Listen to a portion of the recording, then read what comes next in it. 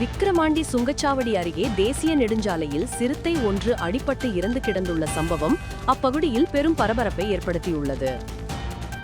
விழுப்புரம் மாவட்டம் விக்கிரவாண்டி சுங்கச்சாவடி அருகே தொண்டி ஆற்றின் பாலத்தின் மேல் வனப்பகுதி இல்லாத பகுதியில் சிறுத்தை ஒன்று சென்னை திருச்சி தேசிய நெடுஞ்சாலையில் நள்ளிரவில் தலையில் அடிபட்டு இறந்து கிடந்துள்ளதை சாலையில் சென்றவர்கள் பார்த்து விக்கிரவாண்டி போலீசாருக்கு தகவல் கொடுத்துள்ளனர்.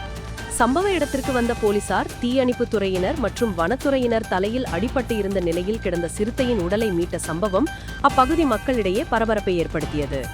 கடந்த 2 மாதங்களாக விக்கிரவாண்டி அருகே உள்ள ரெட்டெனை, பாதிராப்புலியூர் உள்ளிட்ட கிராமங்களில் மற்றும் செஞ்சி சுற்றுவட்டார சில கிராமங்களில் கால்நடைகள் மர்ம விலங்குகளால் கடிபட்டு 60க்கும் மேற்பட்ட கால்நடைகள் இறந்து கிடந்துள்ளது தொடர்பாக விவசாயிகள் மாவட்ட ஆட்சியர் அலுவலகத்தில் புகார் தெரிவித்து வந்த நிலையில் தற்போது சிறுத்தை ஒன்று சாலையில் அடிபட்டு இறந்து கிடந்த சம்பவம் நிகழ்ந்துள்ளது.